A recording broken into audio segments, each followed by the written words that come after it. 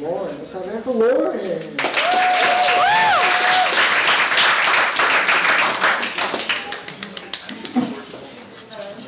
Can you guys hear me? No. Yeah. So for anyone who was there last week, I did more of an artistic piece, a feeling piece, but I'm going to kind of switch it up this week. The other day, I asked my friend, what is something that is truly beautiful to you? He said the colors in the sky when the sun sets. And as pretty as it is, I have to be honest. I can't appreciate the beauty of a setting sun, nor do I find the colors breathtaking or even interesting to look at for more than a fleeting gaze. There's a quote, beauty is in the eye of the beholder, and everyone knows it because it's crazy cheesy, but if beauty is truly in the eye of the beholder, consider this. Can math be breathtaking? Is science beautiful? Is it possible that something so concrete can have such beauty? Can it be that the moment you solve an equation and the numbers lock into place and spit the perfect answer? Is there indeed a beauty about it all, and is it in fact possible to get satisfaction out of it? For what is beauty? I'm sure many would say something along the lines of a fresh blooming rose on the first day of spring, or when the sun peeks out of the clouds after it finishes raining. But why does beauty have to be abstract scenery and artistic symbols? Because I can assure you that I receive more pleasure from completing a complex math problem correctly than looking upon a spring rose. But this just goes to show how beauty is truly in the eye of the beholder. I'm a girl who finds theoretical physics beautiful because of the endless and magical, yet very possible possibilities. Like, for example, did you know that parallel universes are not just for the movies?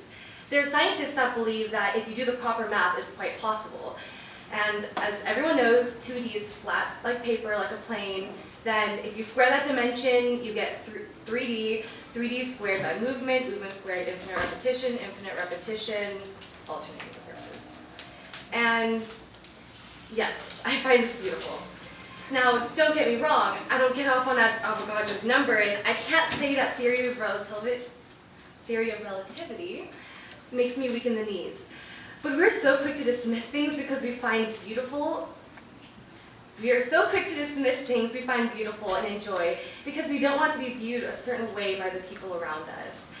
You see, we just simply haven't opened our eyes to the things we have always overlooked because we're not told to find beauty in equations, but in the things that are physically pleasing to the eye, yet I'm quite sure nearly everyone would say that true beauty transcends the physical.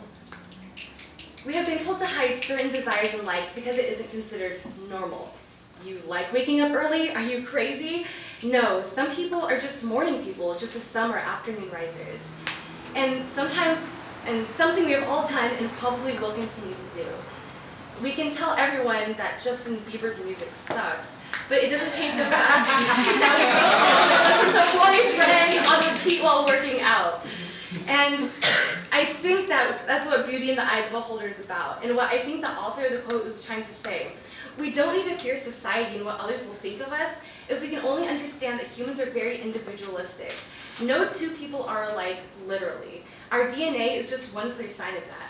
We all have different tendencies, different likes and dislikes, different ways of doing things. The examples are endless. And if no two people are alike, how is it even logical for two people to see something the exact same way? And if we understood this, would society not be better off? There's a character in a book called The Cloud Atlas named Robert Frobisher. He's a free spirit, bisexual composer who kind of goes where the wind blows him. The time period he lived in, about the mid-1800s, homosexuality was viewed as an extremely huge sin. And in a letter to his gay lover Six Smith, he states, "I understand now that boundaries between noise and sound are conventions. All boundaries are conventions waiting to be transcended. One may transcend any convention if only one can first conceive of doing so." And I was intrigued by this meaning, and for those who are not familiar with what a convention is, it's the way in which something is done. Conventions, just like everything else, are so circumstantial and can change the entire meaning or way something is done. One may say writing with their left hand is wrong, thus a boundary is formed. And just for a little background, it actually used to be considered devil worship. My grandmother, who I'm sure still believes this today, put a sock over my left hand when she saw that I started to write with it. But if we just view it in a different light and go against society to break this boundary, we have successfully surpassed the societal norm. Some may say that a boundary is writing with their left hand, and one may say writing with their left hand is nothing more than a convention or doing something differently. We can surpass any obstacle if we can only first conceive of doing so. If we did this, there would be less discrimination, less hate, less problems in society. And no, it wouldn't solve all of our problems. But we as humans are individuals, and so of course, as I said before, we're going to see things differently, and instead of stating that's pushing boundaries, can't we recognize it as transcending conventions? Because beauty is in the eye of the beholder, and never will two people see things exactly the same. Because the only people who can see things exactly as Lauren is myself.